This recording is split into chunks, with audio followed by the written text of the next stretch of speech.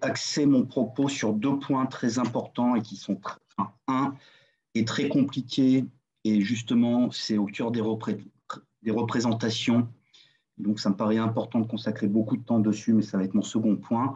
Et le premier point qui m'a été demandé par Anne Marguet, c'est justement de revenir sur les différents termes qui sont utilisés pour qualifier l'événement. Alors, il y en a d'autres que ceux que vous avez sous les yeux, mais ceux que vous avez sous les yeux sont les 5 principaux.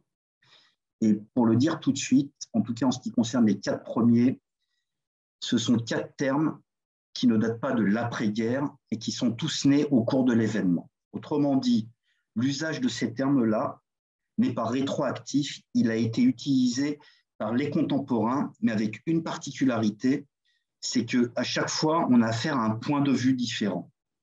Pour le dire vite, solution finale, qui est en plus la version raccourcie d'une phrase qui est solution finale de la question juive, est une phrase nazie. Et donc, quand on l'utilise, raison pour laquelle vous l'avez sous les yeux avec des guillemets, il faut avoir en tête son origine, par exemple, mais je vais y revenir.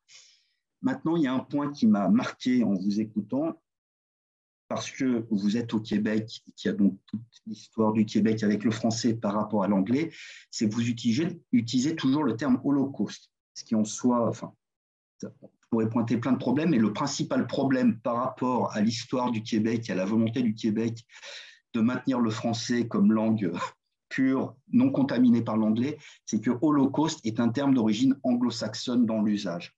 Je ne parle même pas de son origine antique grecque, mais ce qui est étonnant ici, c'est de voir qu'au Québec, alors que le français est vous avez le français en commun avec la France, en France, on utilise Shoah qui a supplanté Holocauste depuis quasiment 4 décennies maintenant. Et c'est intéressant de voir qu'au Québec, vous êtes toujours, on va dire, sous l'emprise anglo-saxonne sans aucune provocation de ma part, mais ça vous montre aussi qu'il y a des logiques et des positions différentes. Le terme Holocauste était utilisé par le Royaume-Uni, enfin au Royaume-Uni et aux États-Unis, et évidemment au Canada pendant la guerre. Pour aller plus directement sur la signification de ces termes, je vais insister sur plusieurs points. D'abord, si on les prend dans l'ordre où vous les avez sous les yeux. Le terme de Shoah est un terme, alors je ne sais pas dans quelle mesure vous l'utilisez au Québec. Je ne parle même pas du Canada, mais au Québec, est-ce que vous utilisez Shoah? Je dirais qu'il est utilisé dans le contexte scientifique, plutôt des historiens et historiennes, et par l'immigration française récente aussi. Ok. En fait, le terme Shoah a ceci d'important. Alors, vous pouvez souvent tomber sur des explications qui vous disent qu'on a affaire à un terme religieux, ce qui est faux. Le mot est présent dans la Bible, mais comme vous avez dans la Bible, la vache, la table, la chaise que vous voulez, donc ça ne lui confère pas une religiosité. Le terme de Shoah a été utilisé à partir de 1939-1940 pour traduire le mot allemand de catastrophe par les Juifs qui étaient installés dans le Yishuv, autrement dit le proto-État juif de Palestine.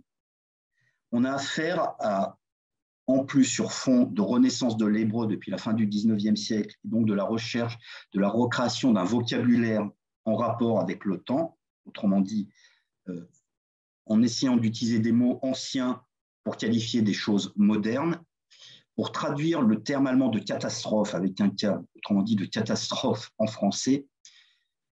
Les Juifs de Palestine ont utilisé le mot Shoah, qui est un mot qui vient de l'hébreu ancien, pour signifier le terme de catastrophe. N'importe quel type de catastrophe. Avec le déclenchement de la Seconde Guerre mondiale, 1939-1940, dans la presse juive de Palestine en hébreu, puisqu'il y a aussi des journaux en français et en anglais, en hébreu, pour décrire le sort des Juifs en Europe, à partir du moment où ils se trouvent sous le joug nazi, donc en Pologne en septembre 1939, puis ensuite Pays-Bas, Belgique, France, etc., à partir de 1940, on utilise le terme de Shoah.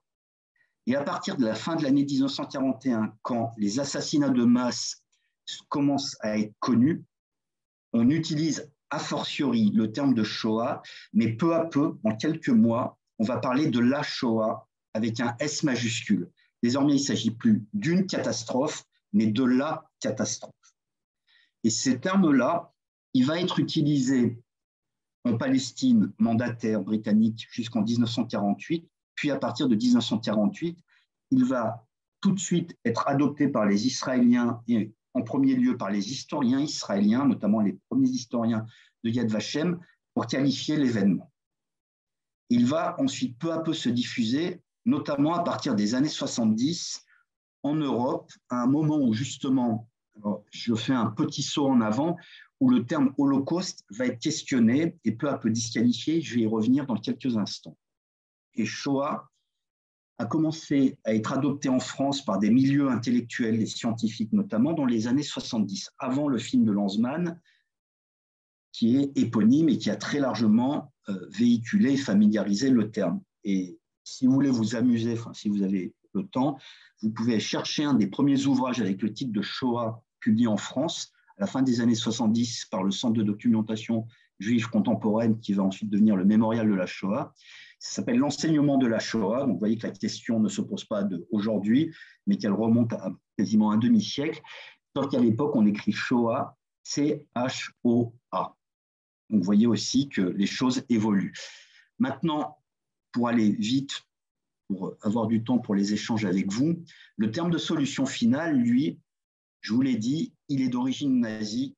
Et quand on l'utilise, j'insiste là-dessus, il faut avoir en tête l'origine du terme et pourquoi on l'utilise.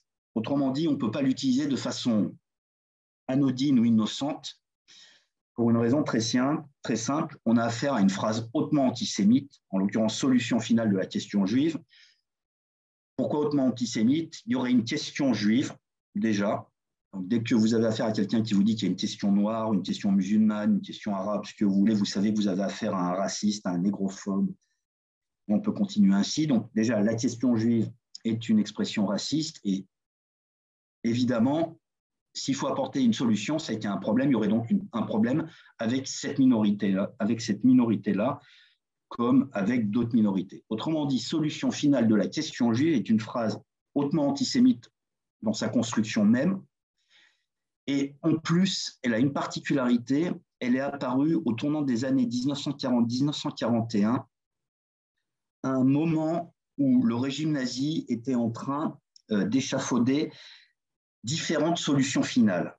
La solution finale telle qu'on l'entend aujourd'hui, la Shoah, l'Holocauste ou la solution finale, en fait, n'est que la solution finale.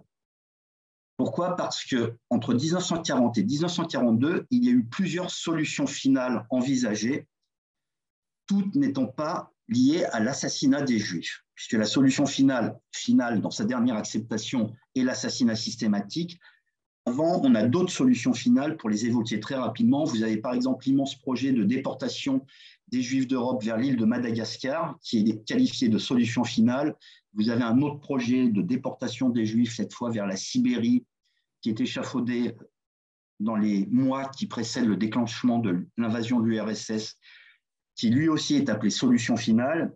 Et finalement, il va y avoir la solution finale telle qu'on la connaît, celle qui s'est cristallisée fin 41, début 42, qui est l'assassinat systématique des Juifs. Évidemment que pour vous, enseignants, ce type de subtilité ne rentre pas en ligne de compte, mais ayant en tête le fait que la langue nazie, ce que le philologue allemand Victor Klemperer avait appelé la LTI, Lingua Tertii Imperii, la langue du Troisième Reich, c'est une langue qui est une langue du vide.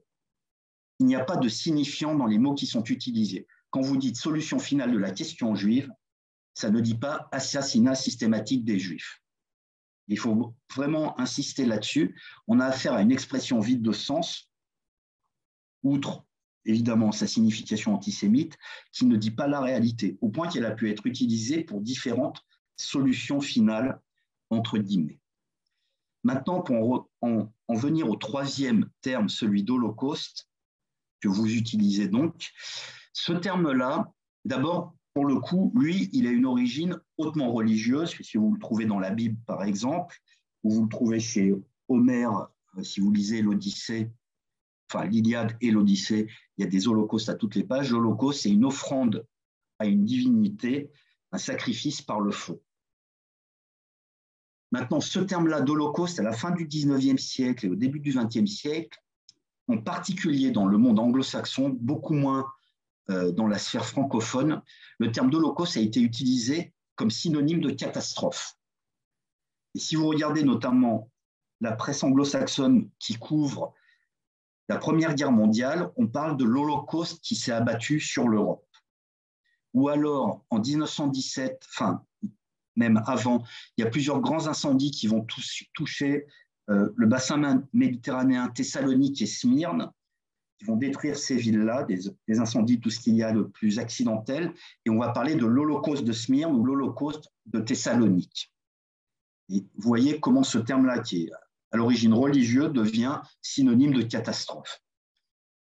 Quand la Seconde Guerre mondiale commence, de la même manière, dans la presse anglo-saxonne, en Angleterre comme aux États-Unis, alors je n'ai pas regardé au Canada, mais il n'y a pas de raison que le Canada ait échappé à cela, on recourt au terme d'Holocauste pour désigner ce qui se déroule en Europe. Et non seulement l'événement en général est décrit comme un holocauste, mais les épisodes particuliers, telle bataille ou tel bombardement de telle ville est qualifié d'holocauste. Mais en 1942, vers la fin de l'année, quand les nouvelles arrivant du continent vont être de plus en plus précises sur le sort des Juifs, la presse britannique va parler de l'Holocauste, à nouveau avec une majuscule, qui devient synonyme de l'assassinat des Juifs. C'est notamment le cas dans un journal qui est le premier à titrer là-dessus, le Manchester Guardian, qui parle de l'Holocauste des Juifs en Europe, à nouveau avec la majuscule qui désigne l'événement. Et ce terme-là va faire souche dans le monde anglo-saxon et se répandre un peu partout dans les pays non anglo-saxons, notamment en France. Sauf qu'en France, dans les années 70, de plus en plus d'intellectuels, des historiens, ou des philosophes ou des penseurs vont venir pointer le fait que l'usage de ce terme est problématique en raison, d'une part, de sa dimension religieuse, d'autre part, de sa signification religieuse première, à savoir un sacrifice par le feu, puisque ça voudrait dire que les nazis auraient sacrifié les Juifs à une divinité, ce qui est absurde. Et donc, ces intellectuels se sont mis à essayer de trouver un autre terme qui leur paraissait plus idoine pour qualifier l'événement, et ils ont utilisé le terme de Shoah qui était appliqué par les historiens israéliens et plus largement par les Israéliens depuis 3 décennies à l'époque. Vous voyez donc que ce terme de Shoah s'est diffusé peu à peu, et évidemment, je le redis, le film de Lanzmann a joué un rôle accélérateur fondamental, avec une histoire qui est intéressante. En 1978 sort aux États-Unis la série Holocauste, que je suppose vous connaissez fort bien chez vous également. Et Lanzmann avait prévu, puisqu'il était déjà en train de travailler sur le film, d'appeler son film Holocauste. Alors, il a demandé à ses avocats s'ils pouvaient attaquer NBC pour vol de titre, qui renvoie à l'ego surdimensionné de Lanzmann. Ses avocats lui ont suggéré de se calmer et que le terme ne lui appartenait pas. C'est donc contraint et forcé qu'il a été obligé d'aller chercher le terme de Shoah, qu'il aura ensuite beau jeu de dire qu'il l'a choisi parce qu'il lui paraissait le mieux convenir au chef-d'œuvre, par ailleurs, c'est un vrai chef-d'œuvre qu'il a réalisé. Donc vous voyez que ce n'est pas une démarche volontaire qui l'a amené à choisir ce terme-là, mais plutôt un ensemble de contrariétés. Maintenant, le terme de holocauste, de manière très intéressante, il est de moins en moins usité, y compris dans le monde anglo-saxon. Si vous regardez par exemple les publications de l'USHMM, le United States Holocaust Memorial à Washington, parmi les derniers ouvrages, enfin depuis une décennie qu'ils ont publiés, on a de plus en plus d'ouvrages avec le terme de Shoah à la place de Holocauste. Vous avez notamment un ouvrage qui porte, enfin, en anglais, c'est The Shoah in Ukraine. Donc, on voit que le terme de Shoah vient supplanter de plus en plus, pas uniquement chez les Français ou dans le monde francophone ou israélo-francophone, vient de plus en plus supplanter les autres termes avec un point très important. Le terme de Shoah, d'une certaine façon, représente la perception qu'ont les Juifs extérieur à l'Europe sur l'événement qui est en train de s'abattre sur l'Europe. Or, ce terme-là n'est pas le seul terme qui a été utilisé chez les Juifs. Il y en a un autre que je vous ai mis, qui est le terme de Khorban. Le terme de Khorban, c'est du yiddish dans cette transcription-là. Il existe aussi, enfin, c'est du hébreu, c'est de l'hébreu, là, Khorban. Et en yiddish, on le retrouve de la même manière, mais ça se dit Khorban, plus difficile à prononcer. Et là, pour le coup, on a affaire à un terme qui est religieux, qui s'applique dans l'histoire juive à la destruction, aux deux destructions du temple de Jérusalem, la première et la seconde, qui ensuite a été utilisé par les Juifs au cours du Moyen-Âge pour qualifier les pogroms, notamment au moment des croisades. Vous avez toute une série de pogroms qui s'abattent sur les Juifs de la vallée du Rhin en Allemagne, puis sur les Juifs de la vallée du Rhône en France. Et ces événements-là sont décrits comme étant des chorban, des catastrophes. Mais ce n'est pas catastrophe au sens laïque, dirais-je, du terme, c'est au sens religieux du terme, renvoyant à la destruction du temple de Jérusalem. Maintenant, à nouveau, en 1939-1940, quand le joug allemand s'est abattu sur l'Europe de l'Est, le monde yiddishophone a qualifié son sort de nouveau chorban, de nouveau chorban en yiddish. Et les Juifs de Pologne, puis les Juifs des pays baltes et du RSS, entendu Biélorussie, Russie, Ukraine, ont, à l'époque de l'événement, entre 1939 et 1944, en tant que victimes, on a plein d'écrits, des testaments, au sens testamentaire, des journaux ou alors des témoignages de l'époque qui recourent à ce terme-là. Donc, vous voyez comment les victimes ont décrit leur sort. Et même parmi les premiers historiens juifs rescapés qui se trouvaient en Europe du côté oriental, et même du côté occidental, pour les yiddishophones, les premières études sur la Shoah s'appellent des études sur le Chorban en Lituanie, Chorban en Biélorussie, etc., etc. Mais le sort du yiddish étant ce qu'il est, comme on dit, la langue a été détruite en même temps que ses locuteurs. À partir de 1947-1948, le recours à ce terme-là, notamment dans les écrits intellectuels, disparaît très rapidement au profit du terme de Shoah. Alors, je sais, régulièrement, on me dit, oui, mais on pratique encore le yiddish. Le yiddish, en 1939, c'est environ 11 millions de locuteurs. Aujourd'hui, le yiddish, c'est les yeshivas à Brooklyn. Ce n'est pas vraiment la même, ou même à Montréal ou à Toronto, mais ce n'est pas vraiment la même ampleur. À l'époque, on a affaire à une langue universelle, quasi universelle chez les Juifs, puisqu'elle est aussi utilisée en Amérique du Nord et en Amérique du Sud, en particulier en Argentine. Aujourd'hui, cette langue-là est une langue qui a quasiment disparu, même s'il y a un revival, mais qui relève plus de l'effet de mode et de la marge que d'une réalité.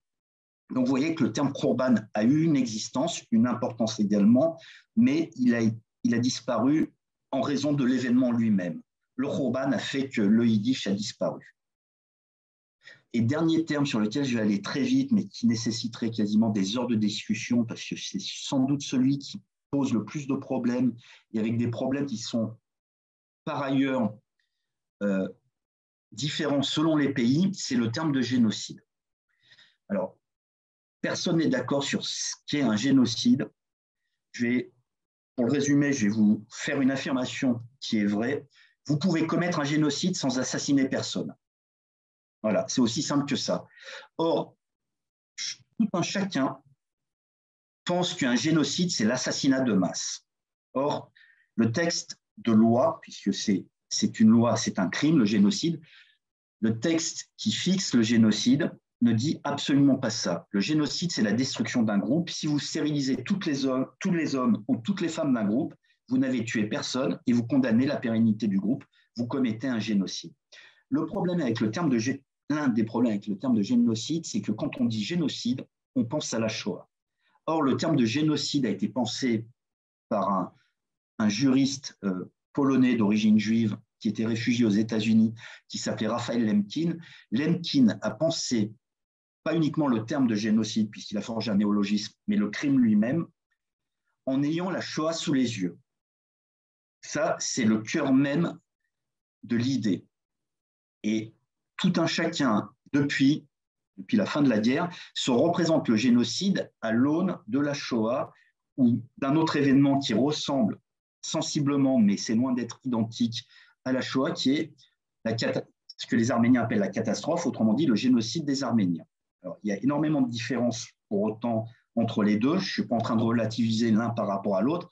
C'est juste pour vous montrer que l'usage du terme de génocide est hautement problématique dans le monde anglo-saxon, et j'englobe le Canada, même francophone. il y a un usage hyper extensif du terme de génocide, alors que par exemple, en Europe, et particulièrement en France, il y a un usage plutôt restrictif. Et moi, en tant qu'historien, je ne l'utilise jamais parce que personne ne sait ce qu'est un génocide, y compris les juristes qui n'ont pas fini qui ne sont pas d'accord entre eux pour qualifier les événements de génocide. Juste pour conclure sur cet aspect-là, un génocide, c'est quoi? C'est une politique publique de destruction d'une population. Et voilà comment moi je qualifie l'événement, en l'occurrence, qui vous réunit aujourd'hui. La Shoah, l'Holocauste, la solution finale, vous l'appelez comme vous voulez, c'est une politique publique d'assassinat des Juifs d'Europe. Et vous avez là, de mon point de vue, et je suis d'accord avec moi-même, vous avez là la meilleure qualification possible de l'événement. Le reste, ensuite, ce sont des subtilités. Tous les termes, y compris génocide, sont totalement utilisables, ils sont légitimes, il n'y a aucun problème dans l'usage de ces termes-là, hormis qu'il faut avoir en tête ce qu'ils signifient. Autrement dit, quel est le point de vue qui s'exerce quand on l'utilise. Shoah, Khorban, c'est le point de vue des victimes. Holocauste, c'est le point de vue, non pas des spectateurs, parce que le terme est trop connoté et ça renverrait une supposée lâcheté du monde anglo-saxon, ce qui est loin d'être le cas, il faut le rappeler, quand même, le Royaume-Uni et ensuite les États-Unis qui ont livré la guerre contre le Troisième Reich, donc toutes les histoires qui sont là aussi un sujet à part entière sur les Alliés n'ont pas sauvé les Juifs. C'est oublier également que les Alliés faisaient la guerre à ceux qui assassinaient les Juifs. Donc, il faut faire attention avec toutes ces idées préconçues qui viennent peser sur les représentations. Et en soi, si vous avez des questions là-dessus, n'hésitez pas. Mais on a affaire à des débats très connotés dans l'OTAN et même politiquement, et qui par ailleurs font oublier que l'URSS de Staline, qui elle aussi menait la guerre contre le Troisième Reich et ses alliés, était plus à même de venir en aide aux Juifs d'Europe que le Royaume-Uni, qui était tout seul sur son île depuis l'été 1940 et la défaite de la France. Donc, vous voyez qu'il y a énormément d'enjeux qui rentrent en ligne de compte dans l'usage de ces termes et qu'on peut très rapidement être piégé quand on commence à s'interroger sur ce qu'ils signifient directement. Il faut insister là-dessus, vous pouvez utiliser n'importe quel terme du moment où vous savez quelles sont les limites dans l'usage du terme. Et c'est vraiment là la seule restriction qu'il faut apporter. Après, vous êtes libre vraiment de recourir à ce qui vous paraît le plus à même de servir votre enseignement. Maintenant, je vais passer à mon deuxième point, sauf si vous avez des questions qui sont directement liées à ce premier point. Et dans ce cas, n'hésitez pas.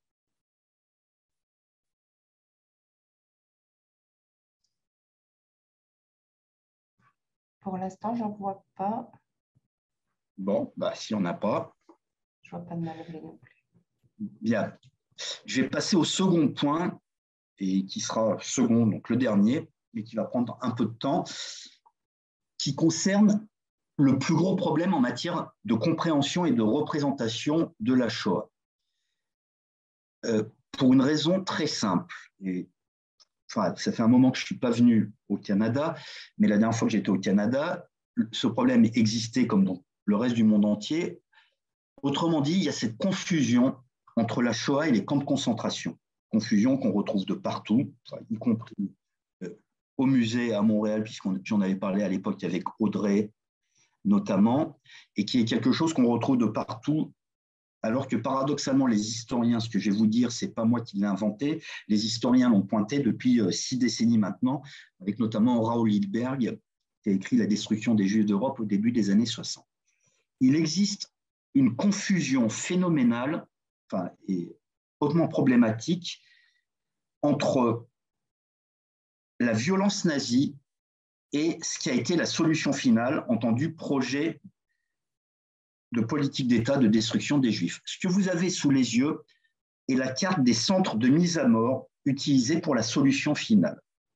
Cette carte-là, je pense que vous ne pourrez la trouver nulle part puisque c'est moi qui l'ai fait établir pour une autre institution, rassemble les principaux centres de mise à mort utilisés pour la solution finale. Et c'est là déjà où il y a un point important. J'utilise le terme de centre de mise à mort avec lequel je pense, sans vous faire injure, la plupart d'entre vous n'êtes pas familiers et peut-être que c'est même la première fois pour certains d'entre vous que vous entendez cette expression. Alors, généralement, il y a deux idées préconçues qui pèsent sur les représentations liées à la Shoah. Des Juifs ont été envoyés dans les camps de concentration, et je vais revenir là-dessus, et les nazis ont utilisé des camps d'extermination pour éliminer les Juifs et d'autres catégories. Donc là aussi, je vais aller très vite. Seuls les Juifs ont été concernés par les camps d'extermination en premier lieu, et une autre catégorie, mais là aussi, je vais y revenir tout à l'heure. Maintenant, il y a un point fondamental. Si vous envisagez l'expression camp d'extermination et ce qu'elle signifie véritablement, c'est une absurdité totale. Vous avez l'accolement de deux termes qui sont totalement contradictoires. Un camp est un lieu où on rassemble des gens, un camp de vacances, un camp militaire, un camp de loisirs, ou alors un camp de concentration qui est un lieu où on détient les gens dans des conditions horribles, mais on détient les gens. L'extermination, c'est l'assassinat systématique.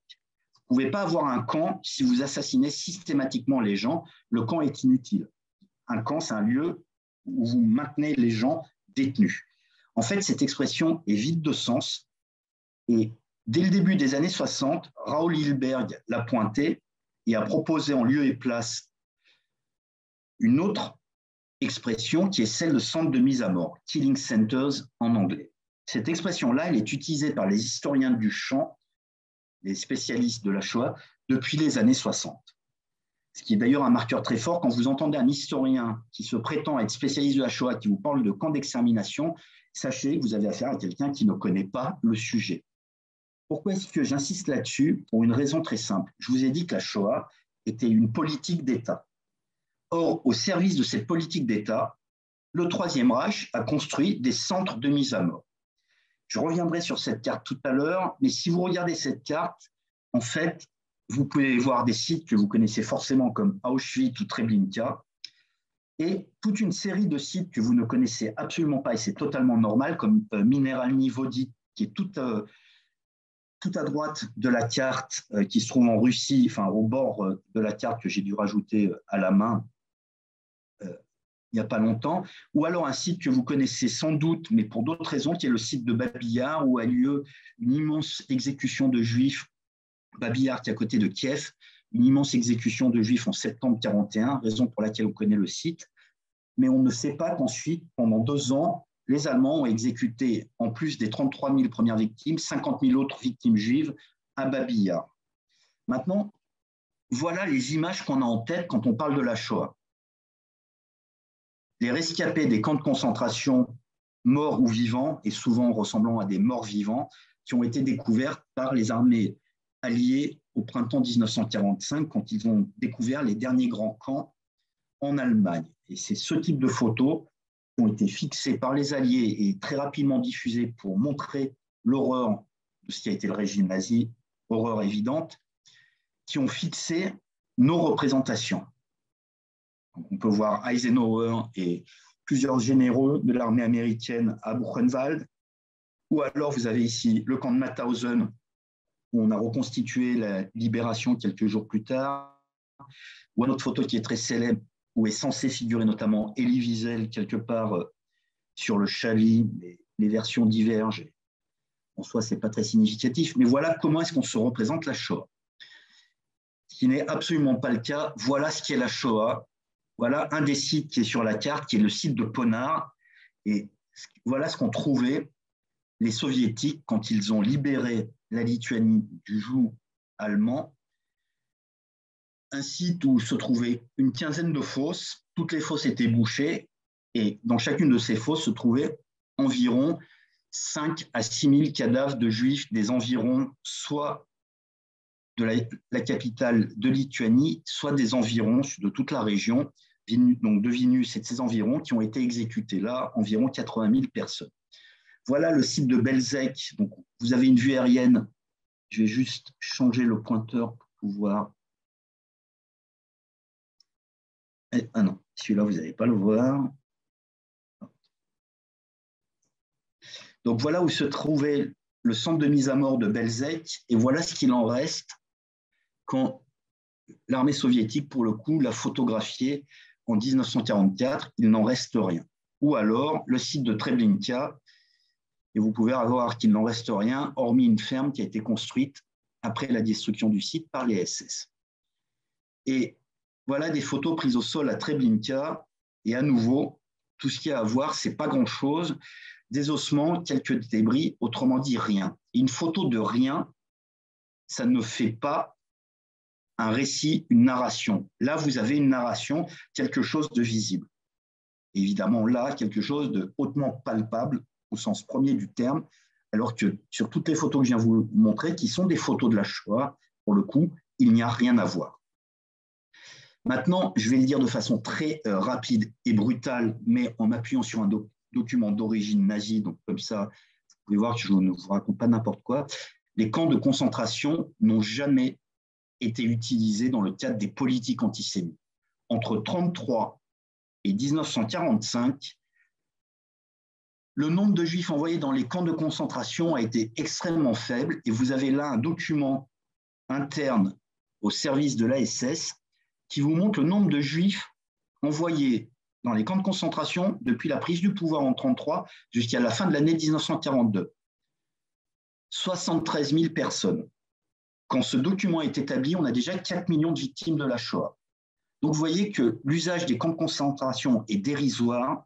Les camps de concentration sont utilisés pour d'autres catégories, celles qui sont souvent évoquées.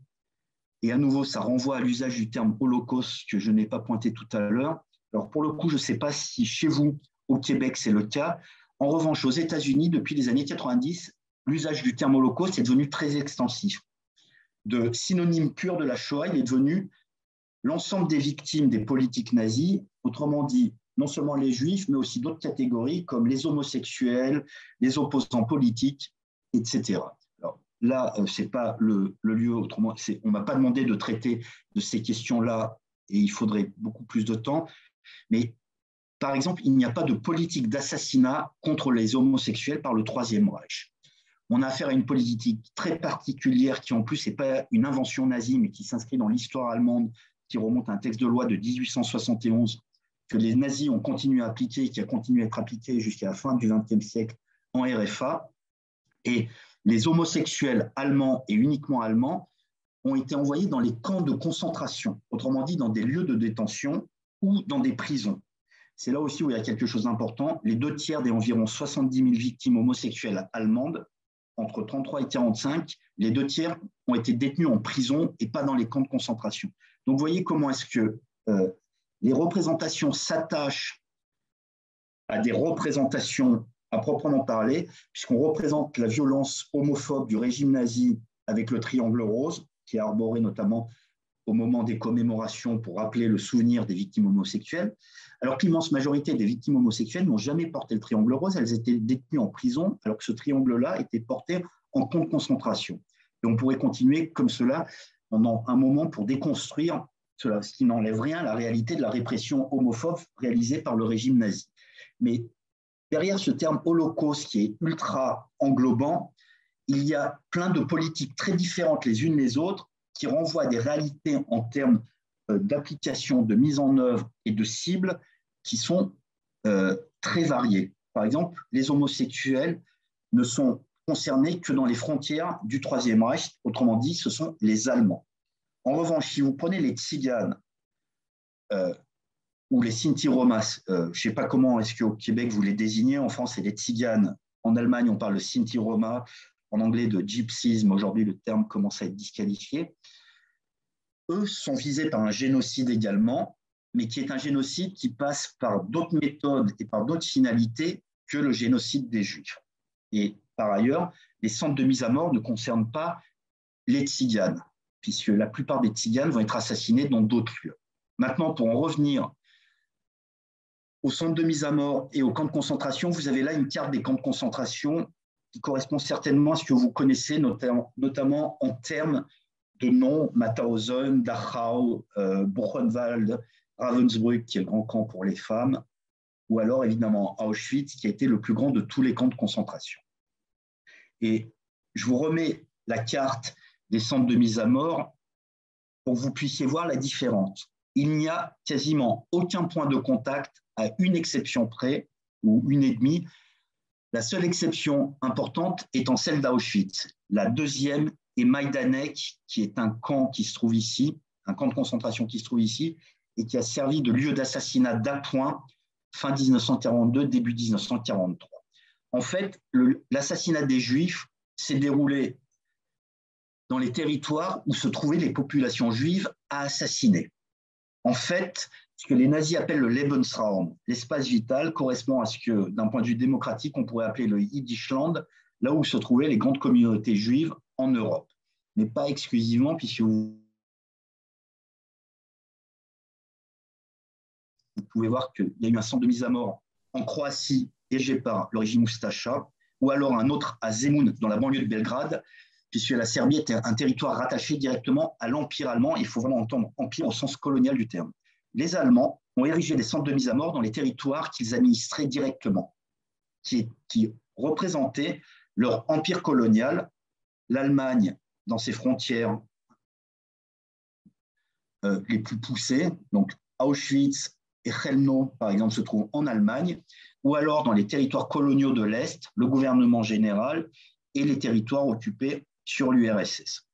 C'est là où vous avez les centres de mise à mort, contrairement aux camps de concentration, qui sont quasi systématiquement, et à nouveau, faute de temps, je ne vais pas rentrer dans la chronologie très fine, qui sont jusqu'en 1942 tous installés dans les frontières du Grand Reich. Et à partir de fin 1942, ils commencent à s'étendre vers l'Est. Mais vous avez une opposition entre les camps de concentration installés dans les frontières du Grand Reich, en gros depuis l'Alsace, qui a été annexée sur la France en 1940, jusqu'à Auschwitz, qui est annexé sur la Pologne en 1939.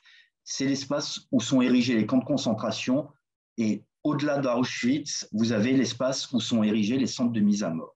Maintenant, la nature même du problème, la confusion entre les centres de mise à mort et les camps de concentration a une origine essentiellement, c'est Auschwitz.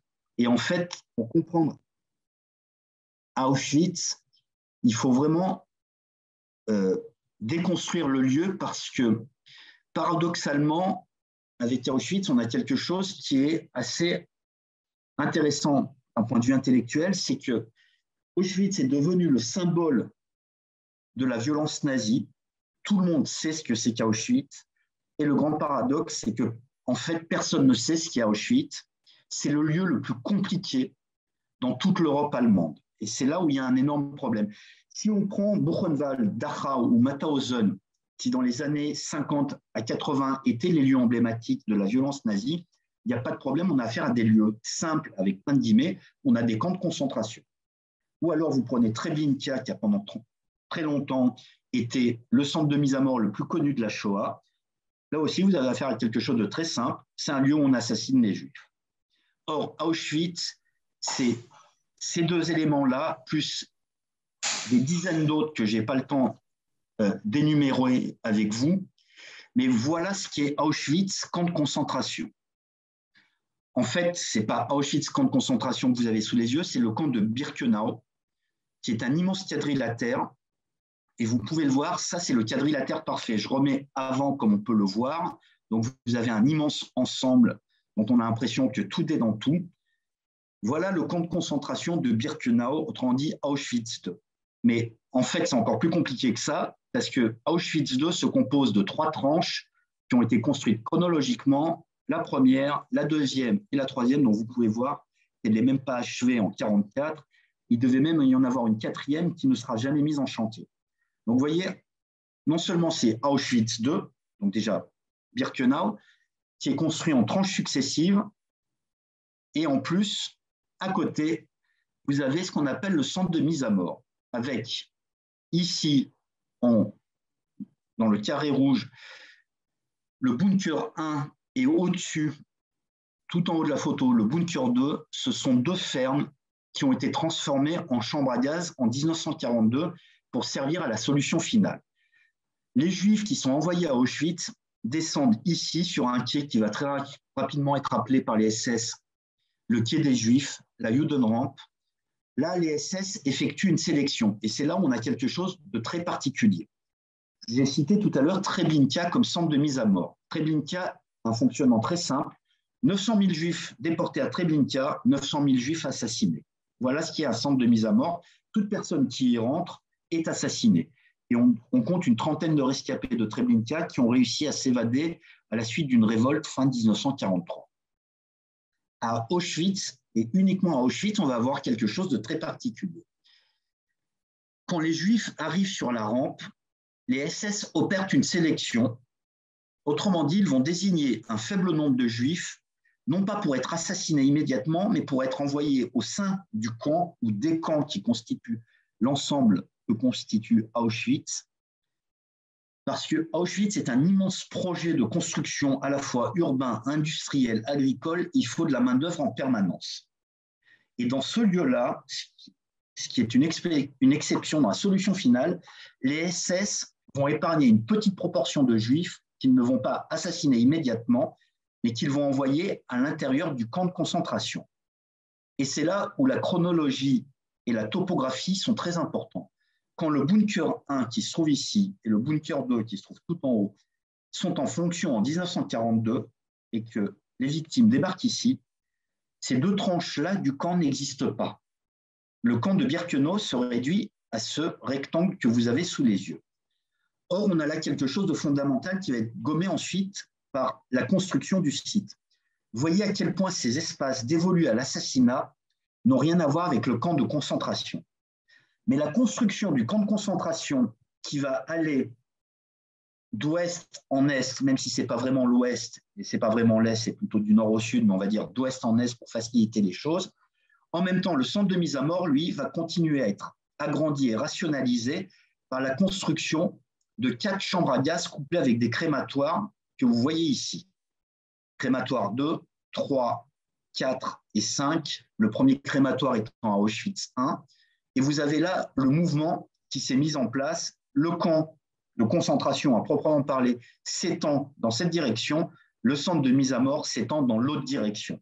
Et in fine, en 1944, tout a fini par donner l'impression d'être aggloméré avec en plus un double espace ici. Vous avez les baraques d'un secteur dévolu d'une part à la conservation et au tri des biens des gens qui ont été assassinés, autrement dit les Juifs, et à côté, puisque vous voyez qu'il y a de moins en moins d'espace disponible, le centre d'enregistrement des prisonniers qui, eux, rentrent dans le camp, ce qui complexifie encore plus l'espace. Et en 1944, vous avez la construction ici d'une deuxième rampe qui est directement reliée aux chambres à gaz qui sont juste derrière et qui, là aussi, ajoute à la confusion. Puisque quand on est là, on n'est pas à l'intérieur du camp de Birkenau, on est entre deux tranches du camp de Birkenau. Les Juifs qui descendent ici et qui sont envoyés vers les chambres à gaz, littéralement, ne sont jamais rentrés dans le camp de concentration. Et c'est là où il y a une confusion fondamentale qui va se diffuser dès la fin de la guerre. À partir de l'été 1944, les Allemands vont commencer à évacuer les prisonniers d'Auschwitz, qui est le plus grand des complexes concentrationnaires, vers l'ouest, face à l'avancée des Soviétiques. Et évidemment, dans ce camp de Birkenau, ou d'Auschwitz, pour simplifier les choses, vous avez 2/3 des prisonniers qui sont constitués par des hommes et des femmes juifs et juives. Autrement dit, près de 100 000 personnes juives qui étaient destinées à mourir à Auschwitz se retrouvent métastasées, au sens médical du terme, dans l'ensemble du système concentrationnaire. C'est ces rescapés-là qui vont être rescapés ou cadavres qui vont être découverts par les Alliés au printemps 1945. En fait, ce que les Alliés vont retrouver au printemps 1945, les morts ou les vivants, c'est la portion visible, au sens premier du terme, des victimes de la Shoah.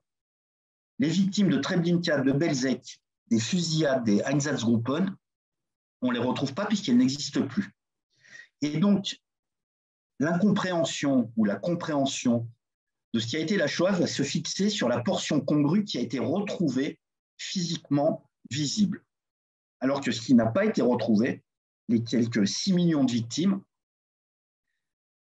ça a totalement disparu, mais aussi disparu en termes de visibilité. Et du coup, depuis 1945, il y a la confusion entre Auschwitz, camp de concentration, et le centre de mise à mort d'Auschwitz et les centres de mise à mort de façon plus générale. Si on prend cette photo, alors je ne sais plus si elle est au musée de Montréal, elle n'y est pas celle-ci, d'accord, mais elle est utilisée un peu partout et je pense que la plupart des participants ont dû la croiser, est une photo qui vous montre la sélection, mais qui vous montre quelque chose de très important. Je vous l'ai dit tout à l'heure, l'espace qui se trouve entre la première tranche du camp que vous pouvez voir là et la deuxième tranche du camp qui est hors champ n'est pas dans le camp, au sens premier du terme. Et vous pouvez voir la file des gens qui sont envoyés vers les chambres à gaz qui se trouvent au fond, ne sont jamais rentrés dans le camp, ils longent le camp, et en fait, ils n'ont jamais eu vocation à être enregistrés comme prisonniers à l'intérieur du camp. Et c'est là où il faut revenir en arrière. Quand on parle des centres de mise à mort, je vous l'ai dit tout à l'heure, ça n'a concerné que 2 catégories. La première catégorie, c'est celle… Alors, à nouveau, alors Anne, je vais vous poser la question parce que je ne sais pas quel est le terme qui est utilisé au Canada pour désigner les victimes de l'opération T4. Et c'est drôle parce que j'avais prévu vous poser la question et j'étais en train de réfléchir au terme aussi. C'est les personnes à mobilité, à déficience intellectuelle ou mobilité réduite. Ouais, alors, mais le terme comme… Voilà, je vous laisse parler. Ouais, non, mais bon, déjà, vous n'utilisez pas le terme d'euthanasie, ce qui est déjà une très bonne chose, mais en France, par exemple, certains continuent à utiliser le terme d'euthanasie. Alors, à nouveau, pour aller très vite, le terme d'euthanasie a été utilisé par le régime nazi lui-même pour qualifier l'opération dite T4. Alors, T4, tout simplement parce que l'état-major qui coordonne l'opération se trouve au numéro 4 de la Tiergartenstraße, une rue qui se trouve dans la forêt du Tiergarten à Berne. Donc T4, Tiergarten numéro 4. Le régime nazi va parler d'opération d'euthanasie. L'euthanasie, étymologiquement et dans la réalité, c'est quand quelqu'un demande à ce qu'on mette fin à ses souffrances. Les victimes n'ont jamais demandé à ce qu'on mette fin à leurs souffrances. Ça vient du grec la bonne mort ou la douce mort. Il n'y a pas de bonne mort ou de douce mort dans cette politique-là.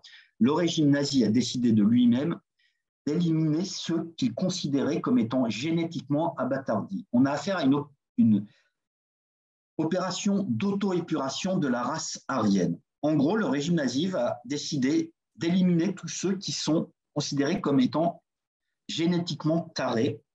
Alors, on dit souvent que ce sont soit des malades mentaux, soit des handicapés. C'est absolument pas cela, même si ça englobe ces 2 catégories. Vous avez tout un ensemble de personnes qui sont touchées par des maladies génétiques ou qu'on pense comme étant génétiques à l'époque. Vous avez évidemment des trisomiques, vous avez des schizophrènes, ce qui n'est pas la même chose, ce n'est pas une déficience mentale, la schizophrénie. Vous avez des épileptiques, etc., etc. Il y a une vingtaine de maladies qui, à l'époque, sont pensées comme étant génétiques. Il y a même des alcooliques. Le vrai marqueur qui est utilisé par les nazis dans cette opération-là, mais qu'on va retrouver à plusieurs reprises, notamment dans les premiers moments de la solution finale, mais aussi dans différentes opérations dans les camps de concentration, le marqueur, ça va être l'inaptitude au travail. Si une personne qui est victime d'une de ces tares est apte au travail, elle ne va pas être éliminée. On a affaire vraiment à une politique qui se veut rationnelle, qui est opérée par des médecins, des vrais médecins du ministère de la Santé du Troisième Reich qui travaillent avec d'autres administrations, la police et une autre administration moins régulière, l'ASS. On a vraiment affaire à nouveau à une politique publique. L'opération T4, en fait, va recourir à 6 centres de mise à mort, 6 lieux d'assassinat qui sont répartis à travers toute l'Allemagne, donc Allemagne et Autriche aujourd'hui. Vous pouvez voir à quoi ressemblent ces sites. Et c'est là où on a un parallèle très important à faire avec la Shoah. D'une part, alors on estime qu'il y a eu environ 75 000 victimes de cette opération d'assassinat. Sur ces 75 000 victimes, environ 71 000 ont été assassinées dans ces 6 lieux où on assassinait les victimes par gazage. Mais vous avez également 4 000 autres personnes qui ont été exécutées par fusillade ou d'autres moyens à travers l'Allemagne. Et c'est là où il y a un autre élément très important. Ça, c'est la première opération d'assassinat opérée par l'État nazi, sans mauvais jeu de mots, même si on peut faire un très mauvais jeu de mots aussi, avec État nazi et euthanasie. Première politique d'assassinat et qui, en plus, de manière intellectuelle, permet d'aborder un des problèmes que soulève la Shoah.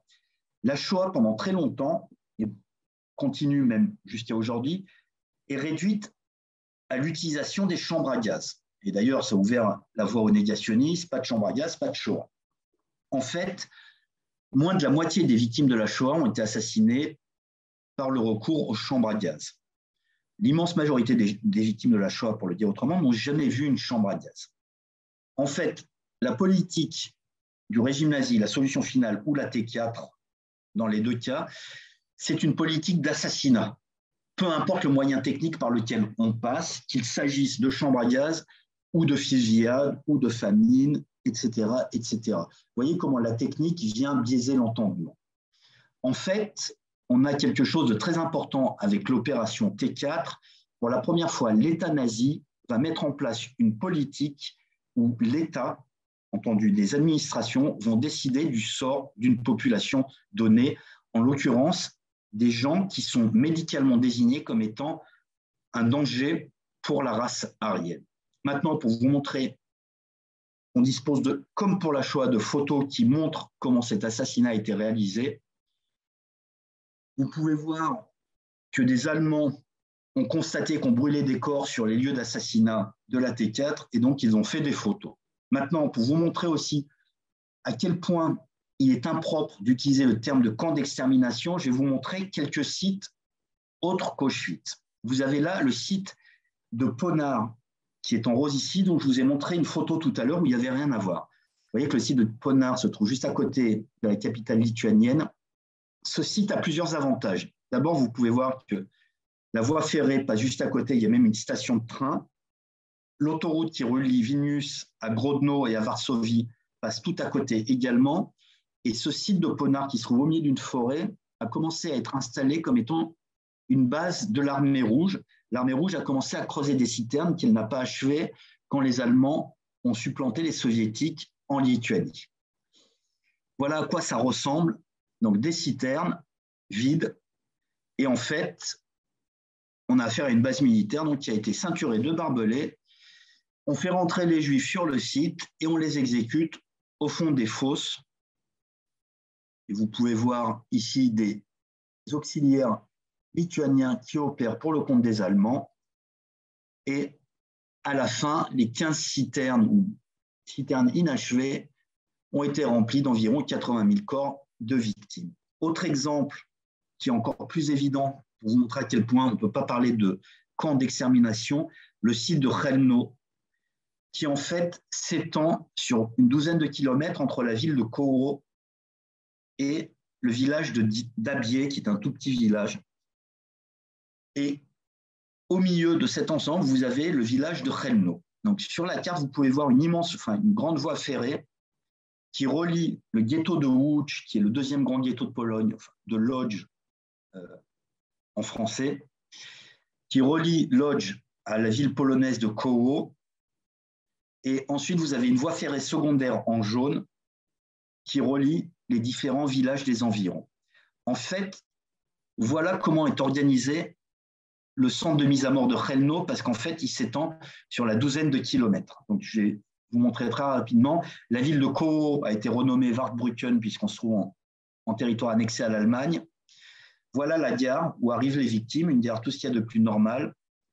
Au sud de la ville, vous avez l'ancien quartier juif avec des synagogues qui sont utilisées comme lieu de détention où on rassemble les gens qui arrivent à la gare, donc qui traversent la ville.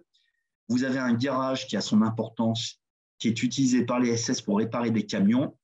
Donc voilà la gare, voilà les synagogues, voilà l'embarquement des victimes juives d'un train à un autre train sur la voie secondaire. Donc, vous voyez, c'est des images qui n'ont rien de particulier. Quand les victimes arrivent à Chelmno ou à Dabié, selon l'affluence, on les embarque dans des camions et on les envoie vers le site que vous voyez en photo là, entouré en bleu, qui s'appelle le manoir à Chelmno, avec une église au premier plan. L'église a elle aussi son importance. Elle permet de détenir les gens quand il y a trop de monde qui est envoyé dans le manoir. Donc voilà à quoi ressemble le manoir. Et voilà l'intérieur du manoir. Les Juifs descendent dans le sous-sol du manoir, se déshabillent en chemin dans l'une des cellules aménagées dans le sous-sol, et quand elles sortent nues, elles sont embarquées dans un camion à gaz qui les amène vers la forêt. Je vais vous remettre la carte dans quelques instants. Et voilà à quoi ressemble un camion à gaz. Autrement dit, ça ne ressemble à rien.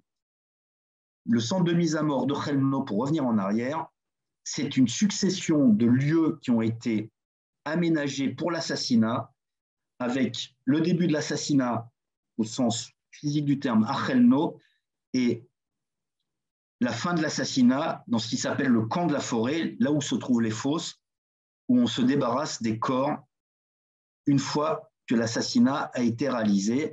Donc vous voyez qu'il n'y a aucun camp d'extermination, il y a juste une succession de sites qui ont été aménagés, avec notamment ici des granges et des moulins où on entrepose les biens, etc., etc. Et dernier exemple pour vous montrer à quel point le terme de camp d'extermination est une absurdité. Est-ce que ce que vous avez sous les yeux ressemble pour vous à un camp d'extermination? Je pense qu'on sera à peu près tous d'accord pour dire que non. On a affaire à ce qui ressemble être un village. En fait, c'est un village Potemkin. C'est le centre de mise à mort de Sobibor. Ce que vous voyez là, ce sont les bâtiments d'habitation des SS et la gare d'arrivée pour duper les victimes juives. Et les chambres à gaz sont hors champ. En fait, un centre de mise à mort, c'est un lieu qui ressemble à tout, sauf à ce qu'on a en tête quand on parle de camp d'extermination. Justement, l'usage même du centre de mise à mort, c'est de duper les victimes au plus près de l'assassinat pour canaliser le plus possible et éviter d'avoir des problèmes en termes notamment de mise en œuvre de l'assassinat. Et vous avez exactement la même chose à Auschwitz, et je vais m'arrêter sur cette photo. Vous voyez sur cette photo que vous avez les deux grands crématoires chambres à gaz 2 et 3 qui se trouvent sous le nez des victimes, littéralement.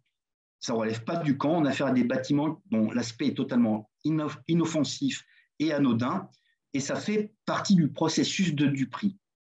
Toute l'idée à Auschwitz, comme à Treblinka, comme à Sobibor, comme à Belzec, comme sur d'autres lieux, c'est de duper les victimes au plus près des chambres à gaz ou même des lieux où elles sont abattues quand il n'y a pas de chambre à gaz, pour s'assurer un fonctionnement le plus facile en termes de réalisation du projet de la solution finale.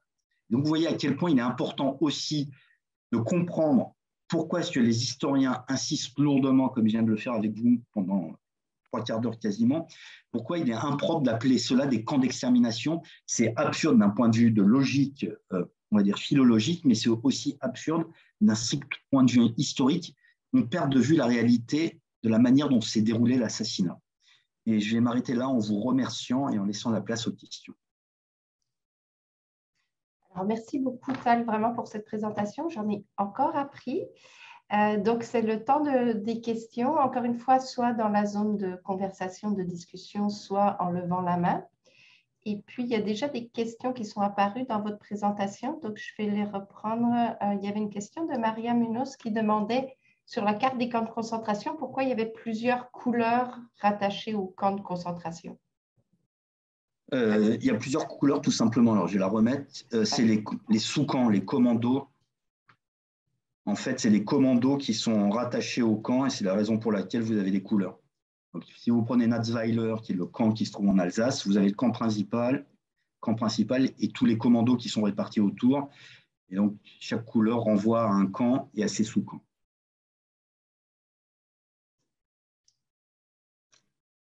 Et il y avait une seconde question, mais je pense que vous y avez répondu en expliquant aussi l'opération T4 pour Auschwitz. Comment les nazis décidaient qui allait au camp de concentration ou était envoyé au centre de mise à mort? C'est le processus de la sélection. Il n'y a pas de logique. En général, c'est les personnes âgées de 15 à 45 ans qui paraissent aptes au travail. Donc, avec tout ce que ça renvoie, c'est totalement arbitraire. Voilà. Donc, à part être nazi soi-même, il n'y a pas d'explication. Vraiment, pour le coup. Une même personne qui serait passée à 2 heures d'intervalle peut franchir la sélection ou ne pas franchir la sélection.